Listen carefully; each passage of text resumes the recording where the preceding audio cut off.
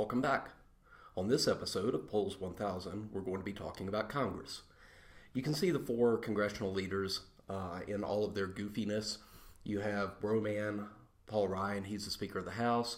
You have Nancy Pelosi, the Minority Leader. You have the Harry Reid, who is flipping the bird to his colleagues. He is the Minority Leader in the Senate. And then you have Mitch McConnell, the Majority Leader in the Senate. For the past couple of weeks, we've been talking about political behavior, public opinion, voting, elections. We're going to start talking about institutions now. The institutions, as we talked about the first week of class, are simply the three main institutions created by the U.S. Constitution: the presidency, the Congress, and the judiciary, or the Supreme Court. While most of the discussion is going to be about the structures and behaviors of these institutions, we're also going to try to wrap all of that around big theories to help us understand not simply why committees exist or what goes on in a committee in Congress, for instance, but also why committees were created in the first place and what purpose they serve in the grand scheme of congressional politics.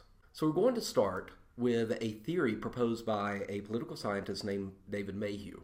And he wrote a book called Congress, the Electoral Connection. And in this book, he outlined a theory to explain not only why members of Congress act the way they do, but also how they have structured the institution of Congress. So he starts with a basic assumption. This is the absolute most important part of this because everything else that we're going to talk about follows from it. He assumes that members of Congress are, quote, single-minded seekers of re-election. What he means is that in order to understand what things members of Congress do and how they have organized the Congress as an institution, you have to understand it through the prism of members of Congress as single-minded seekers of re-election. Everything they do is motivated by re-election, according to David Mayhew. Now, it's an assumption. We know that's not literally true for all members of Congress. However, what David Mayhew argues is that re-election is what he calls a proximate goal. We do know that members of Congress do care about policy, and they do care about making good public policy, but they can't do that unless they get reelected. And so they have to think about their reelection first and foremost, because if they don't win re-election, then they cannot make the policies that they want to promote and that they think are good for the country. Now, this is a very cynical assumption to make. It is a very cynical theory, actually, to think that the entire institution of Congress is oriented around the re-election of its members. But unfortunately, it's also a fairly accurate theory. If you begin to think about this in terms of how it helps members of Congress with their re-election, then a lot of what may not make a lot of sense on its face begins to become more understandable. In particular, David Mayhew's theory explains the structure of Congress, for instance, committee systems, and also the behavior of members. What things do members of Congress do in their daily lives and as members of Congress? So let's talk about this second one first. What things do members of Congress do? David Mayhew identifies three activities that help members of Congress get elected. First of all is advertising. Now, this is not what you think it means. We're not talking about radio advertising or television advertising. We're not talking about newspaper ads. Members of Congress do that during their re-election, but this is not what he's talking about. We're going to have a very specific meaning for this in just a second. The second is credit claiming. Now, this is exactly what you would think it is. Members of Congress claim credit for good things that happen.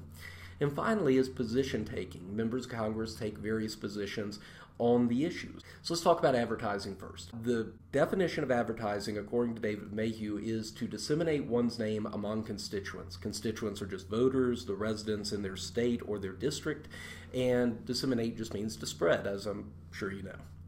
So again, this is not radio or television advertising. This is, however, things such as attending meetings, attending parades, funerals, and sending letters. In other words, schmoozing. Basically going around and letting the people who will possibly vote for you see you in the community and understand or see your name. Basically to disseminate one's name among the constituents. Now, I'll tell you a story just to give you an idea of how cynical this can be. When I was very young, my grandfather passed away, and at the funeral, the Speaker of the Georgia House came to the funeral. And after the service, he came around shaking hands with people, and he walked up to me, kind of slapped me on the back. He goes, "Boy, Your grandfather's a damn fine man. We're going to miss him. I'm sitting there thinking, wow, the Speaker of the Georgia House of Representatives came and talked good about my grandfather. My grandfather must have been a very important person, and for the Speaker of the House to say such a nice thing about him. I found out a couple of years later that, actually when I started studying political science, I found out that the Speaker of the House did not have anything on his official schedule during that couple of days, and basically went to the obituaries, looked at all of the people who passed away, and attended all of their funerals, and he probably said the same thing to everybody.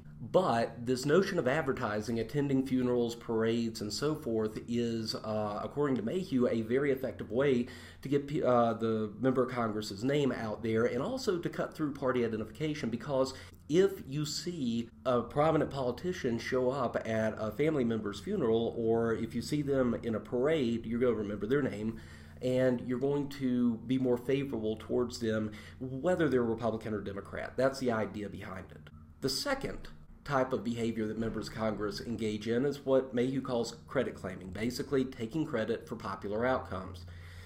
This can be projects in the state or the district, or just helping voters with the bureaucracy. In terms of credit claiming, a lot of times members of Congress, when a new manufacturing plant goes up in their district or their state, they'll be there to cut the ribbon and to implicitly say, look what I helped bring to our state. If there are government projects that brings money into the state, a lot of them will come out and overtly take credit for that. I wrote this legislation that helped get this money for these people. And again, this is intended to try to overcome partisanship, to try to make the member of Congress more acceptable to the people regardless of what their party identification is.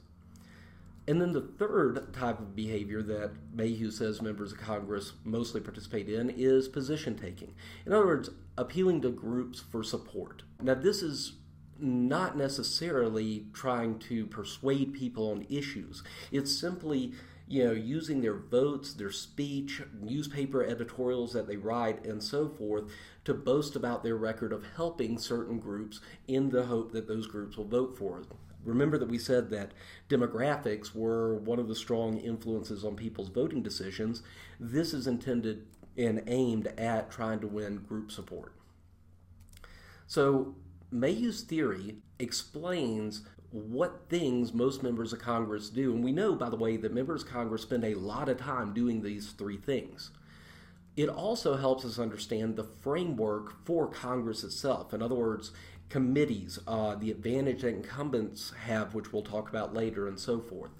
So you can understand a lot about the institution of Congress through this prism of Mayhew's theory. All right, let's talk about the structure of Congress. Why are there organizations and structures in Congress? Why don't they just, the 435 members of the House of Representatives, go in and vote on legislation and then leave? Well, it's because there are a lot of them. There are 535 members of Congress, 100 senators, and 435 members of the House of Representatives. So you need to organize. You get that many people together, it's like herding cats. There's just so many of them going in so many different ways that you need to have some mechanism for getting them organized to make decisions. So it basically greases the wheels of the legislation, makes it easier to pass legislation, and it helps coordinate the members towards a common goal. In other words, it just creates an efficient legislative process. Legislative process would take a long time and be very chaotic without these structures. What are the structures that we're going to talk about? We're going to talk about three of them. First of all, committees. Second are staff and budget. And then lastly are the parties and the leaders in Congress. So let's talk about committees first. Committees are simply small groups of representatives or senators. You can see the picture here. It shows a committee hearing. I believe this is the Judiciary Committee, but I'm not entirely sure. But each committee is focused on a narrow or specific policy area. You can see that this is a House of Representatives committee. There are only about 20 or 30 seats here, which means that it's a small group in contrast to the 435 members of the House of Representatives. So basically, what is a committee? It's where a small number of representatives break off and make decisions about a narrow or specific policy area, and then the committee will recommend legislation that then gets the vote from the full body of Congress, the 435 members of the House or the 100 senators. how narrow or specific are these policy areas?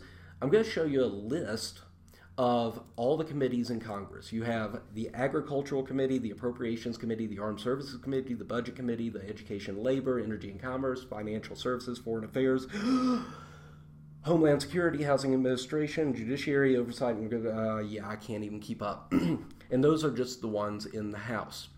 I tried to make a full list of all the committees in the House and the Senate, and PowerPoint unfortunately said, no, we're not going to do that. So the point is that there are a lot of committees in Congress, and some of them, for instance, the Joint Committee on Printing, the Joint Committee on the Library, are fairly narrow in scope and focus. You have a Science and Technology Committee in the House.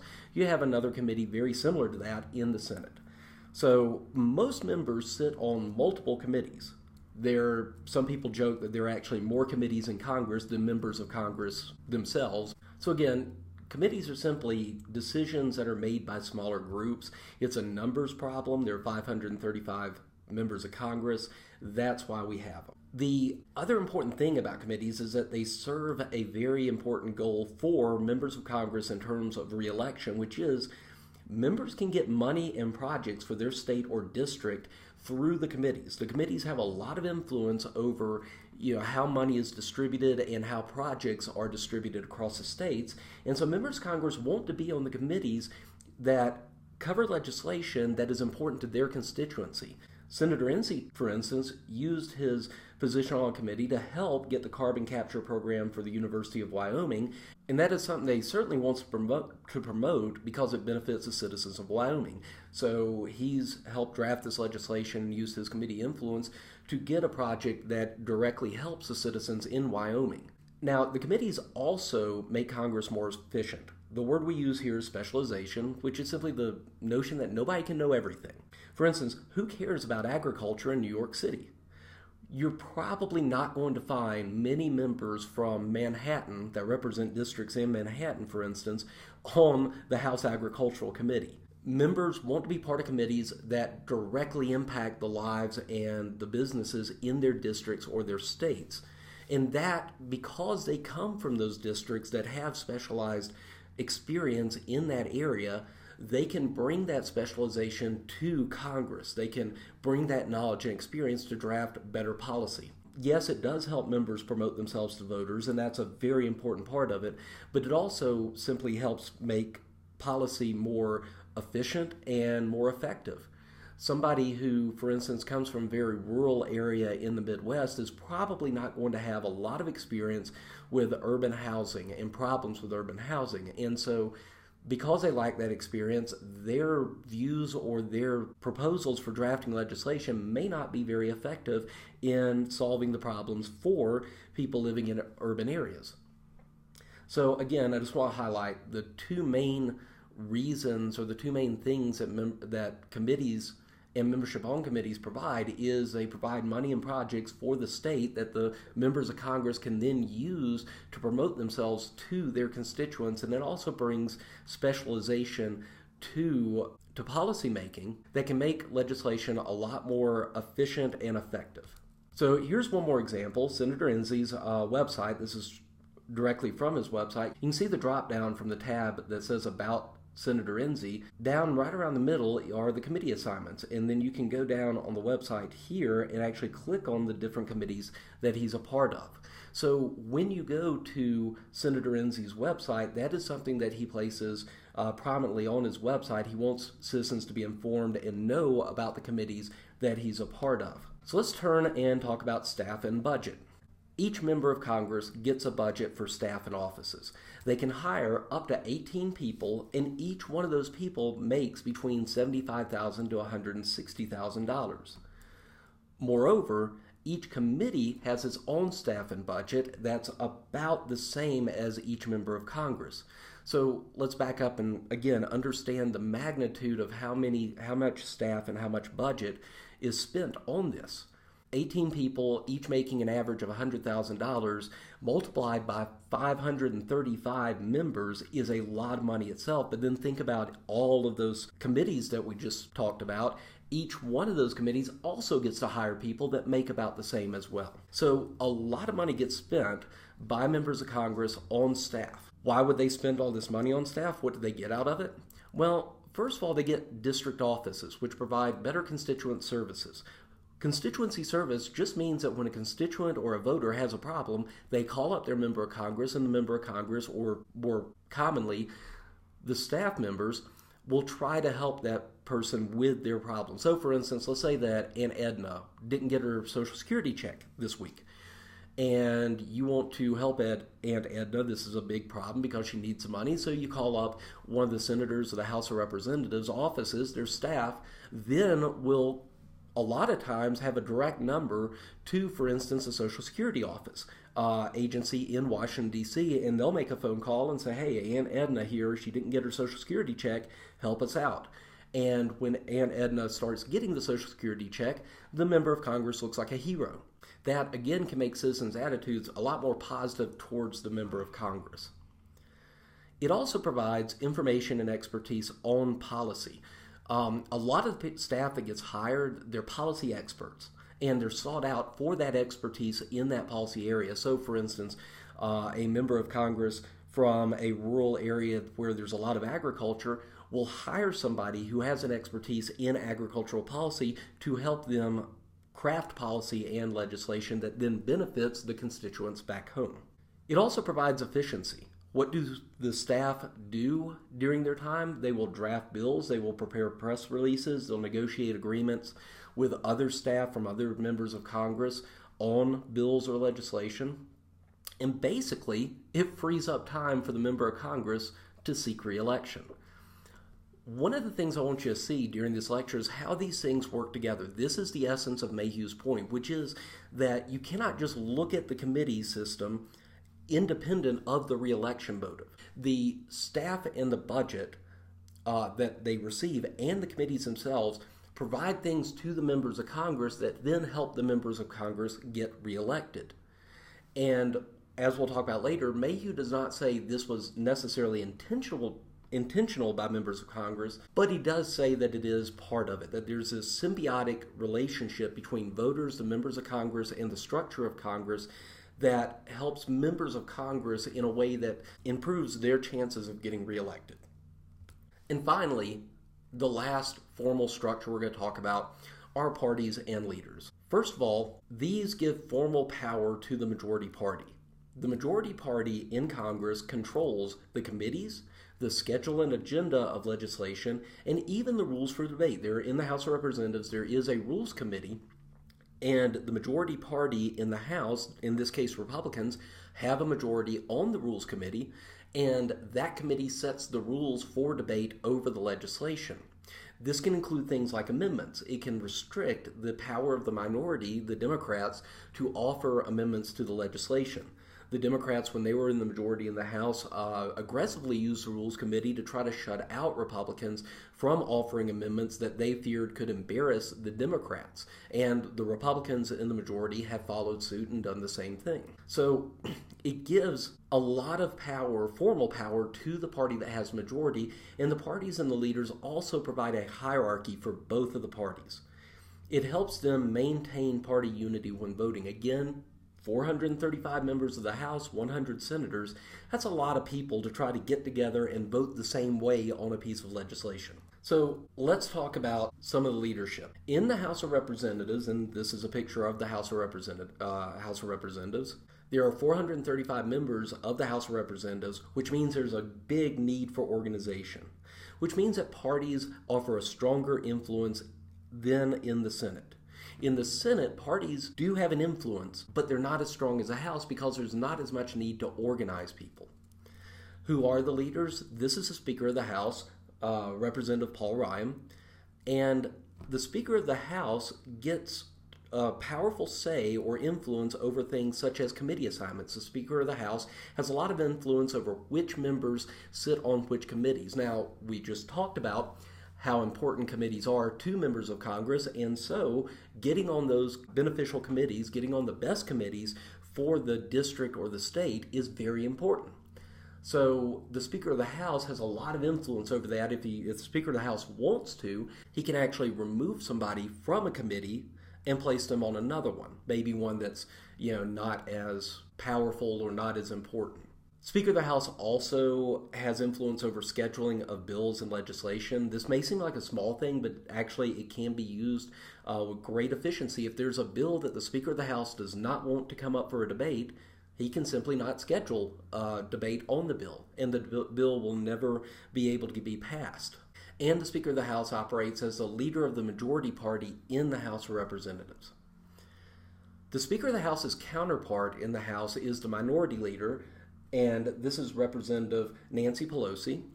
She is basically the leader of the minority party, and that's about the only formal influence she has. She can have some influence over committee assignments as well for her party, only her party, but she has very little influence over scheduling of bills.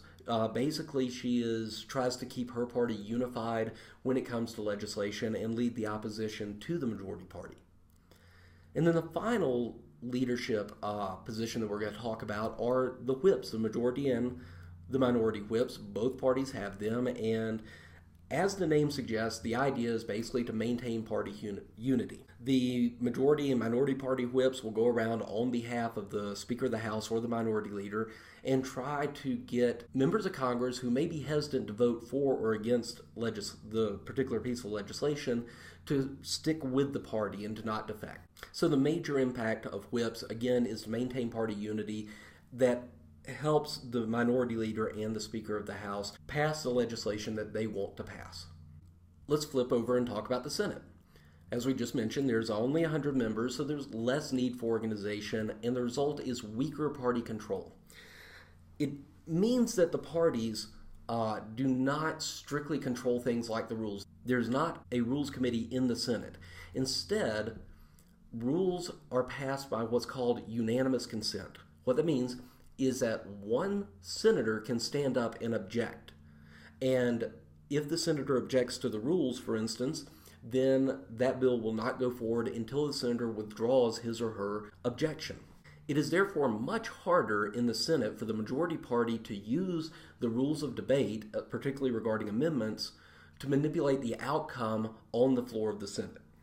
And just generally speaking, again, parties have a much weaker control in the Senate because of this unanimous consent. Now, if one senator objects, there is a process by which they can go forward with the legislation, but in that case, it requires 60 votes, and getting 60 senators to agree on something is rather difficult. So the two leaders we're going to talk about in the Senate are, first of all, the majority leader. This is Senate Majority Leader Senator Mitch McConnell. Now, keep in mind, there is no equivalent to the Speaker of the House in the Senate. In the House of Representatives, you have the Speaker of the House and the Minority Leader. In the Senate, you have the Majority Leader and the Minority Leader. And basically, the Majority Leader, just like in the House of Representatives, is the leader of the majority party for the Senate. Has some power in committee assignments and some power in scheduling the bills. He can often block a bill from coming up for consideration or from passing if he doesn't like that piece of legislation. But again, the power is somewhat more limited than we see with the Speaker of the House. And finally, the Minority Leader. This is Senator Harry Reid. And the Minority Leader, like the counterpart in the House, is the leader of the minority party. Both leaders in the Senate mostly spend their time coordinating their members. There are also whips in the Senate. You don't need to know that, but they spend their time coordinating their members, trying to get their members together on one page in order to pass legislation or promote their agenda, and they tend to speak on behalf of all of their members in their party. So, for instance, if there's an issue of major concern for the Senate, then Senator Mitch McConnell will be the one to often lead a press conference on that issue, and Senator Harry Reid will also be the one to lead the press conference on behalf of the Democrats. So those are the three formal structures in Congress that we're going to talk about. We're going to wrap up this lecture with a discussion about incumbency advantage. David Mayhew, in the same book we've been talking about, wrote, quote, If a group of planners sat down and tried to design a pair of American National Assemblies with the goal of serving members' re-election needs, they would be hard-pressed to improve on what exists.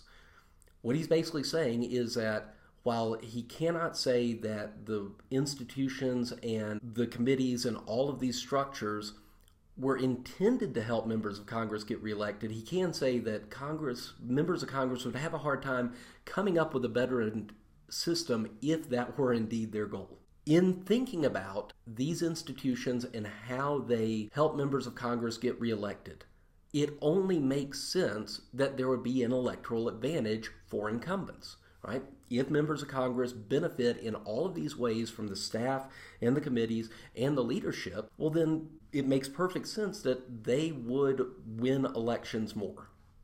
Now, what do we mean by incumbent if you don't know? An incumbent is simply a current member of Congress who is running for re-election. And there is, in fact, an electoral advantage.